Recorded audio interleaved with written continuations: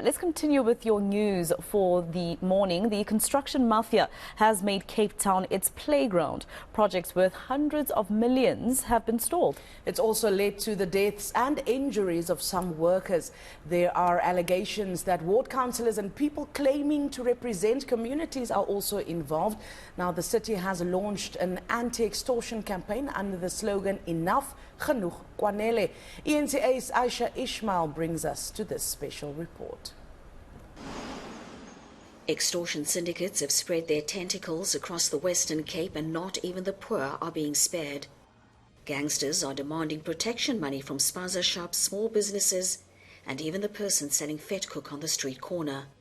But people are too scared to speak out, and understandably so. To try and catch the culprits, the City of Cape Town has launched the anti-extortion campaign with a 24-hour hotline and reward system. The construction of the new My City depot in Kwanele was delayed due to extortion threats. The victims here are particularly the poor residents of Cape Town, residents here in Kwanele who need this bus station, this wonderful My City station that is going to be up and running in a few years' time, but as quickly as possible we want it to be done. We've got a record 11 billion rand infrastructure budget this year, more contractors, more construction sites than ever before, but with that we've seen a huge spike in the attempt to extort our city contractors. Service delivery, infrastructure and housing projects are being negatively affected due to extortion demands. We had approximately 90 million rands worth of capital expenditure at risk as a result of stoppages on sites, this being one of them, here at the Spine Road depot for the My City Southeast Corridor infrastructure construction.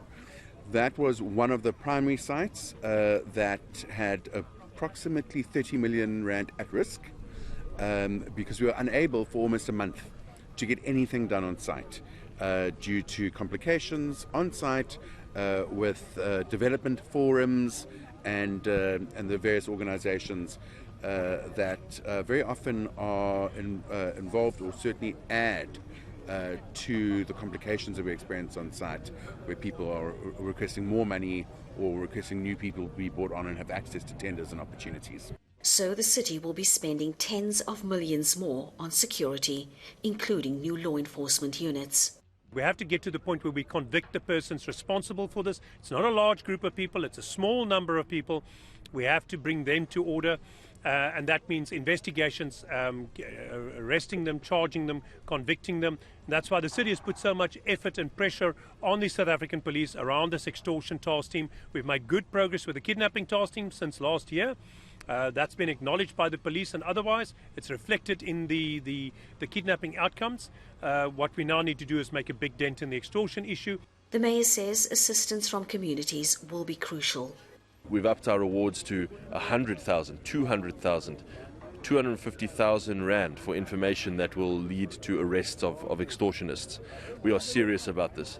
We understand that people are afraid to speak out, but trust us, we will make sure that your information is totally anonymous and secret, and if your information checks out and we can arrest some of these gangsters, we make sure that we pay generous rewards.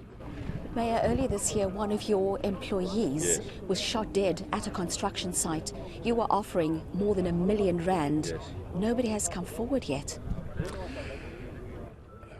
After we offered that reward for the murder of Ms. Kloppers in Delft, there were a number of, I think 2 community members were shot, and their bodies were actually placed at that construction site. And we believe that was a message from the gangsters that they're not going to let whoever did it get caught because of the reward. They would rather silence them. So I think we basically got an answer, just we didn't manage to arrest them before they were killed by their higher-ups. Lewis says currently housing projects to the value of 110 million rand are being impacted by the construction mafia. I don't have any problem in that regard, because everybody, when it comes to my office, looking for maybe a piece of work and all that stuff, I'm always telling them that you bring your profile, then you take to the CLO.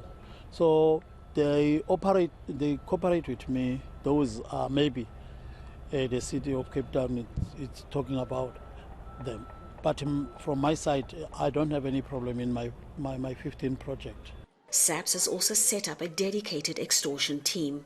We are collaborating with the city of Cape Town to a greater extent in many ways, and I could also say that with the kidnappings that we had and that we solved and many of the extortions, it is through the multi-task teams and integrated approach in getting to that one. Who is behind these extortions?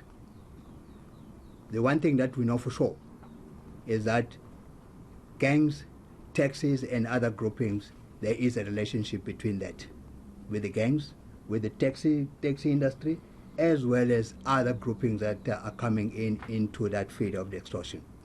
As you can see, on many people that were arrested, some were arrested for extortion, but you will find that in many of the high flyers that we have arrested, there will be one of the charges of the extortion that is made between that. That then says that there is a relationship between the gang, the taxi violence, as well as other groupings, criminal groupings that are operating in some areas in the province.